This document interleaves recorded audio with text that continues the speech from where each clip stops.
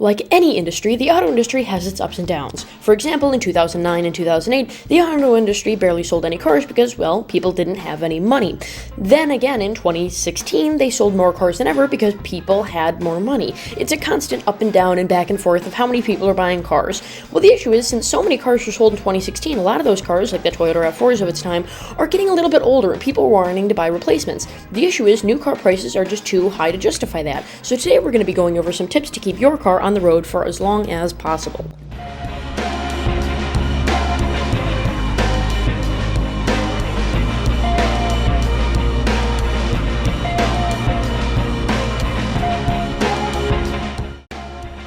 So to illustrate my point, instead of being vague like all the other car channels, well, I'm going to give you 3 specific cars and we're going to go through a list of things that you could do specific to that car to make it better. Now, let's focus on the actual focus of the video here. What makes a car survivable for the next few years? Well, first of all, its features. You will not believe how reliable the engines on your cars are, and if you've maintained them, even if the car has 300, my RAV4 currently has 200,000 miles, I think, that car will be fine. It will last you as long as you keep maintaining it and as long as you keep doing oil changes. Unless it's really bad, your engine is, the performance of your car is usually not what's going to get you to upgrade. What will is new features, new tech, new stuff you want, and I'm here to show you that you can get those on the car that you want without it looking trashy. Starting off with, and I've done a few of these to my car, specifically the radio stereo upgrade. Anyway, this is a 2015 Toyota RAV4. I own a 2015 Toyota RAV4 XLE all-wheel drive, and I'm going to be going over one of the things that I did to mine and some other things that you can do to yours if you have this car or another SUV like it. Because believe it or not, a lot of people don't know how many aftermarket upgrades you can do to a car that don't make it look trashy, not underlighting, not, painting the wheels black, not stupid stuff, but stuff that actually makes the car more livable. So let's get onto it. First of all, let's get into the interior. Mine has a gray cloth interior, and the issue with it, which really made it unlivable and wanted me to buy a new car, was the interface for the touchscreen. The issue was, it happens with a lot of old Toyotas, especially in the Intune 2 system. You touch it, and it registers like an inch below, which means you can't touch anything, at the top of the screen, because it registers below, so you can't set up a new phone. It was excruciating. It also didn't have Apple CarPlay or Android Auto or anything like that. It did have some Bluetooth connectivity, but remember, it was impossible to use without a new digitizer. So let me know what I did. Instead of trading in the car or buying a new car, first, I purchased a new digitizer. Now, if you have a Toyota like mine or a Honda or whatever, first of all, try to use AI. I know a lot of people aren't a fan of AI, but it does get this stuff good. What's even better is what I did was just download the PDF or scan it, which takes so much time. So just download the PDF of the owner's manual, scan it into Grok or whatever, and then have it say how many pins does this digitizer have. Because each digitizer, like the Camry has 6 pins, I think my RAV4 had 12, and you need to find the pin number. And then once you have that, essentially, they each have a different number of pins, because they were shared between multiple cars, but it's not the size that matters, it's the pinnage, because they all use the same size. For the most part, I would measure it just in case. So we got a new digitizer, which was about, maybe $30, and then a new Apple CarPlay wireless adapter thingy that you just kind of shove back in there and bolt on, and that was about like $50. And I took both of those and applied them, and now, this isn't a picture of my car, but now my car has Apple CarPlay and the digitizer works. This car essentially, because again, remember, things have changed, but they haven't changed that much. The physical hardware in your Toyota stereo system from 10 years ago is pretty much the same as the new one. It's the software and the processing capability that has changed, which is not a whole lot. The hardware itself really hasn't changed except for the chips and RAM and all that. So all you need is, the new adapter and the new digitizer, and that thing it's just as competent as the new RAV4. I'm telling you, and that really made the car infinitely more livable, at least in my opinion. Next are the seats. It had a gray cloth interior, and it had really not aged well. The little armrest there, the glue was starting to peel, so it was kind of baggy a little bit, and you had to put your arm down to hold it down, because it was just kind of weird a little bit, and air would get in there, and that was kind of annoying. And the back seats, someone spilled a chocolate milkshake, so there was a little bit of brown that you never really could get out, no matter how many times you went over with a little water vacuumy thing. So what I did was called up Catskin Leather Interiors, and I got them to put in, again, not my car, a tan leather interior. Well, they haven't put it in yet. They're going to. They gave me a quote, which I plan to do later this year. Gotta say, but it's $3,500. And what they're going to do is essentially put in a tan leather interior, because if you know me, I'm a fan of tan leather interiors. Mine came with gray leather, but the premium came with tan, so you can get factory tan leather interiors put in by Catskin, and they will add heating and cooling for about $3,500 combined, leather and heating and cooling. So I just thought that was the neatest thing ever for driver and passenger, and I believe you can do heated rear seats if you want, but I wasn't interested in that. I forgot how the phone call went. Anyway, Anyway, your old car, you can literally reupholster the entire interior. Now you may say, well, $3,500 is a waste of money. First of all, think about how much you spent in maintenance over the years. If you added that all up, I'm sure it would be way over $3,500. Second of all, think about how much it's adding the worth to the vehicle. When you go to sell it, you can say leather interior, heated and cooled seats. That is going to mean that in terms of search terms like, oh, I want a Toyota RAV4 with heated and cooled seats, yours will be literally the only option to buy it, which means you can probably charge more, and you can convince people, even if you want that it's a limited or whatever. I wouldn't say you would because it's deceptive, but I mean, technically the features line up. So you're adding value to the vehicle, but you're also adding value to yourself to be able to keep it for longer. And remember, as long as it's saving you gas mileage,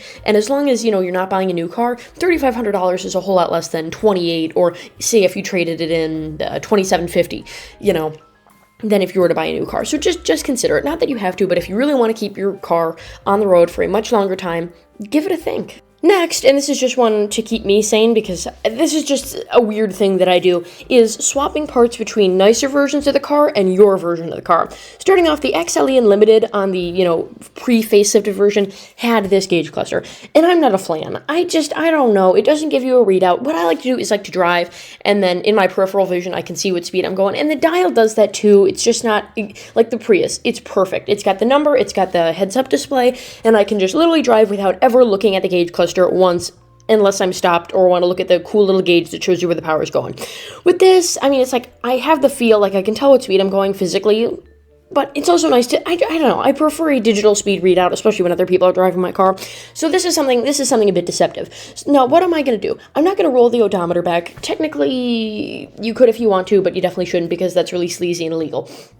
What I'm going to do is swap the gauge cluster from my car with the newer gauge cluster that was introduced on the 2016 model. I'm going to take a gauge cluster out of the 2016 with the little screen that tells you what speed you're going and plug and play it to the car that I already own. Now there's some issues here. First of all, you want to get someone that's the closest to your model of car as possible. So instead of getting the Limited, which would put up all sorts of warnings for the power steering and the lane keep assist, because my car doesn't have that, get the LE or the cheapest trim level that may have the features line up with your car.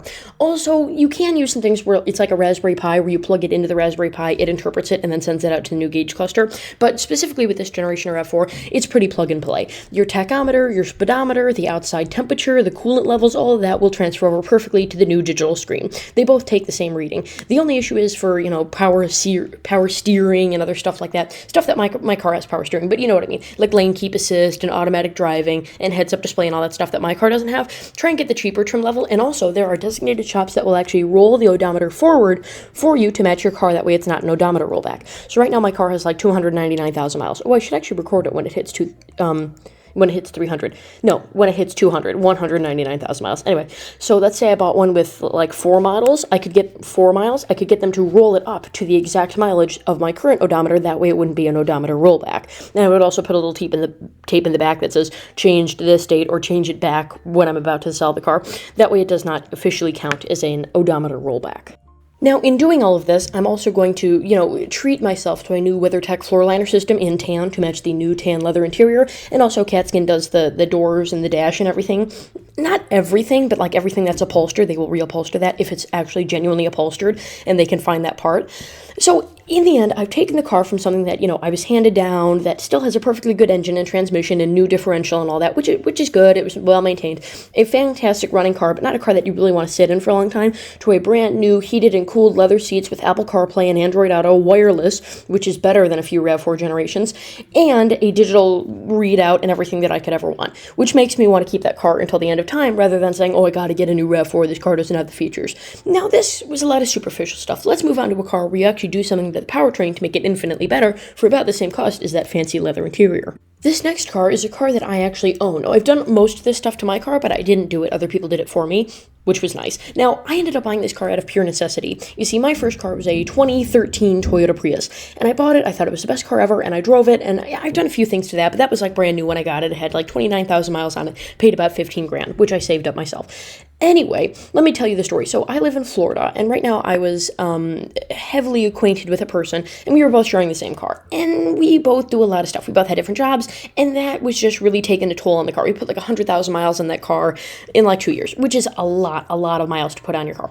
and I think it was less than 2 years. Anyway, we put a lot of miles on the car. So it was just a lot using just that one car to do literally everything. So I was driving back to Oregon. My parents were driving me home, and we were just stopped at a stoplight, and I saw a red 2008 Toyota Prius sitting in a lot. I've always wanted one of these. I thought they were cool. This was the Prius generation that I grew up with as a kid born in 2005. And so I decided, you want to know what? I'm going to buy that car. The insurance won't be that much. I can easily justify it, and this will just be our temporary car until we get something better. So I ended up buying it, and it was a great car for a very long time. Now, 2 years later, it's having some rust problems, as remember, it was in Oregon, definitely not a Florida car, and it needed some new work. Also, the hybrid battery was dying. It just needed a lot of stuff. And the thought came up in my mind, we have several cars now. We have the XC70. Do we really need it, first of all? Second of all, we can scrap it. We can get rid of it. But I just love this car. I think it's great. Sometimes I use it for occasional storm chasing. I just love this car. It's my favorite. It's my beater. It's the car that I take when I want to, haul large amount of stuff. It's my pickup truck. So I decided, you want to know what? I'm going to start putting some money into it, and let me share with you everything that I did. First and most important is the hybrid battery. Now, this is, I think, the best argument for hybrids is that their motors don't get that much wear. Well, first of all, the motors are designed to be incredibly reliable and incredibly fuel efficient, which means they're not that fast. The entire point of the hybrid system is to kick in and assist the motor when accelerating or doing things when the motor just can't deliver that torque immediately. That's the point of a hybrid system, which is why, Toyota's replacing a lot of their cars with hybrids. Don't think of it as they're replacing with this alternate drivetrain. Think of it as they're replacing the previous engines with more efficient engines that just have a hybrid bit that accounts for the difference. Now, the best part about hybrids is that when they age, the thing that goes first is the hybrid battery, because remember, the engine hasn't gotten that much use. I mean, it has, but it's been at sustained RPMs. It hasn't been revved really high and stuff like that, which means the engines last a lot longer than, like my RAV4's engine. That thing will probably die at about 400,000 miles if I keep maintaining it perfectly and doing all that. You just can't help something that really wants to die. But my Toyota Prius, I could easily see that thing going to 600,000-700,000 miles just because that engine doesn't get a whole lot of work. What does is the hybrid system. And the, Achilles heel of the hybrid system is the battery. I was getting about 30 miles per gallon, and that is atrocious for a second generation Toyota Prius, when the average should be about 45 to 49. So I found one of these websites. It was like EV Geek or Hybrid Geek, and what they do is they essentially find Prius hybrid batteries with conditioned cells, reconditioned, which means it's like when you buy a restored phone. They clean them, charge them, fix them. You can't really fix a battery, but you know what I mean. And what they do is they will come to your house or your work or whatever, and they will install it while you're doing something else.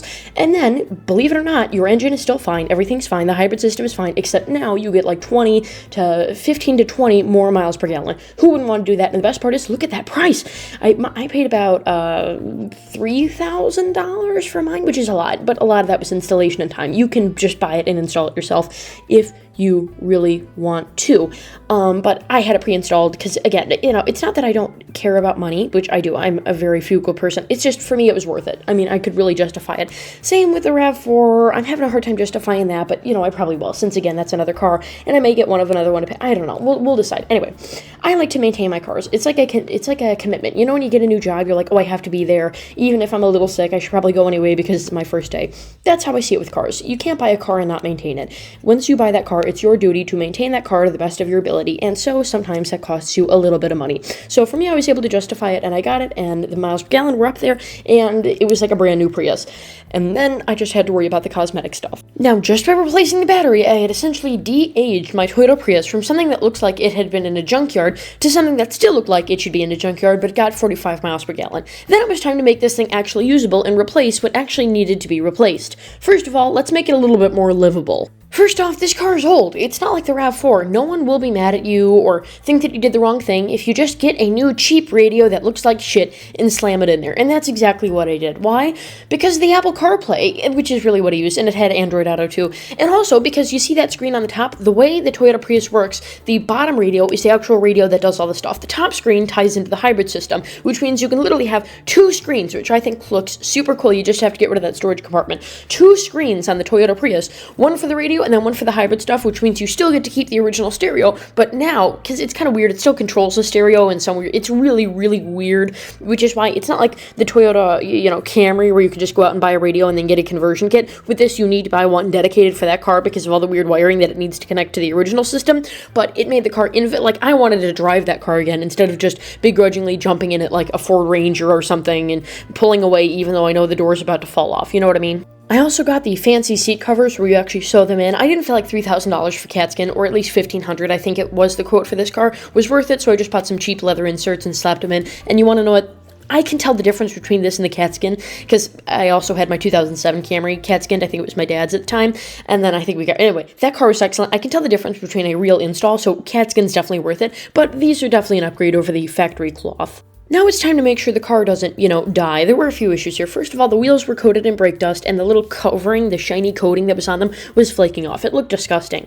Water was leaking from everywhere, and there was a lot of rust. Not frame rust, thank God, but like brake caliper rust, got those replaced, and rust on the, inside the door jambs and all that stuff. Every single area that was concealed was covered in rust. So here's exactly what I did. First, I went to a couple junkyards in my area because $230 is reasonable but still pretty expensive, and I found 2 pristine wheels off of 2 Toyota Priuses in my area. Then, begrudgingly, I coughed up the, $600 for a new set of wheels from originalwheels.com, and then I went to Midas or whatever and said, hey, new pair of Michelin tires, because the tires were old and they were not really dry rotted. Like, I took care of this car, but they weren't in great shape either, and I just said, slap new tires on it, throw the old wheels away, or at least recondition them or take them to a junkyard or whatever, which I ended up doing. They just threw them in the back and I took them to Auto Parts City or whatever, and then they put the new ones on and the car just looked infinitely better. But now was the issue with the rust. Now, the big issue with the rust was actually some of it happened in Oregon, a little bit of surface rust on the frame, but that really wasn't an issue at all, which I thought it was. I got it examined. They said it's fine, just some surface rust.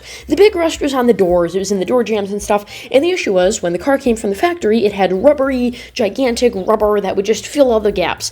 Now, the car was a bit crusty, and water was getting in, and it was just decently bad. So what I did was I went online and found listings from 2 random Toyota dealerships I had never heard of in Virginia that both happened to have a front 2 doors, rear 2 doors, and hatch seal. One had the hatch seal, the other one had the 4-door seal, and bought them for the Prius, installed them, and then boom, went to a car wash. No water was getting in. I didn't need new door jambs, those were fine.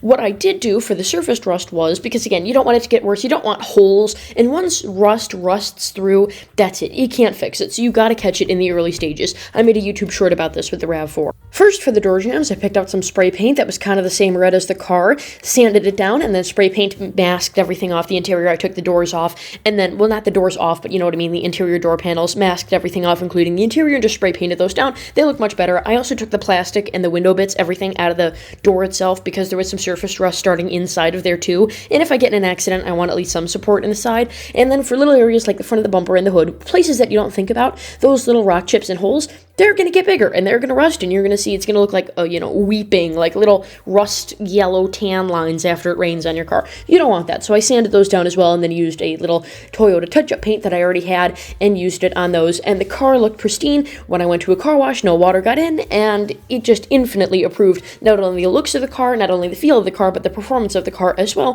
for under about $4,500, which isn't great, but I feel it's worth it just to keep the car on the road. And I mean, think of it. You're a teenager. Think about Florida. There's so many teenagers moving in with their grandparents like I did, and they're going to need first cars. And someday when I don't need that car anymore, would you rather have a rust bucket that needs to go to a junkyard, or have that car drive maybe 100 more thousand miles with a teenage boy or girl who would love to take it to college? I just thought it was worth it. I also lied a little bit. The first time at the car wash it did leak, so I had to put some Loctite silicone in there, but don't worry, it's fine now. Now, both of those were kind of unimaginative. Those are things I've done to my cars. This was something I did to my friend's car. So he looked around one day and he had a 2002 Toyota Camry base, or L or LE or CE, whatever it's called. And he said, you want to know what? I'd like to get a new car. And he had about $4,000 saved up. And the issue was, sure, he could afford a new car that was maybe 5 years newer, but it really wasn't that much better. And he said, you want to know what, Quokka? I just want to keep this car. Let's just do whatever we can to make it stay on the road for as long as possible and make it as nice to drive as possible. And as soon as he said that, it was like I hit the jackpot.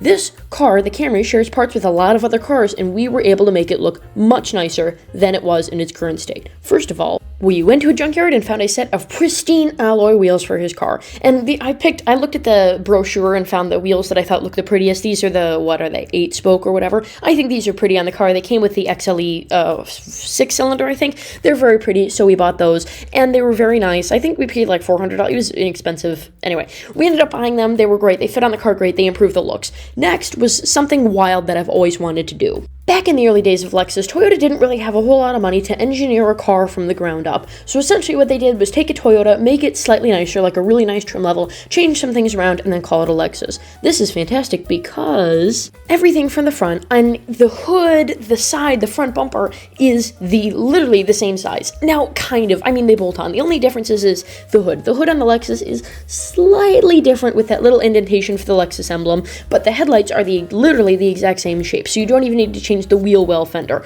What we did was we just swapped the bumper over. Instantly, he got fog lights, which was a giant thing. We had to do a lot of wiring for that. Now, usually I'd buy a wiring harness and do all that, but this car's so outdated, there weren't any, so we just kind of Raspberry Pi and soldered and ran our own cable with our own little aftermarket little fog light switch, and that thing worked fine, and it's great. It has fog lights now, he has better headlights, and it looks a lot nicer than it was. We just went to a junkyard, found a car in the exact same color that happened to be a Lexus CS, and swapped a bunch of parts. We also toyed around with the idea of swapping the interiors. What we did take was the seats and the door jambs and the rear seats, because those were, again, a direct swap, so we had a leather interior, which was nice, much better a tan leather interior than the standard tan cloth, but we were going to do an entire interior swap. But I mean, the sun was setting, it's a gigantic, you have to switch everything, because you can't just, take the climate controls out of this and put it in the other car. You have to swap literally everything. I mean, literally everything that is not metal in that interior, and we just didn't feel like doing it, so instead, we just use the benefit of the fact that back in the day, you know how nowadays, if you watch that Volkswagen guy who's essentially turning his base metal Golf into the nicest one with new wiring harnesses and everything,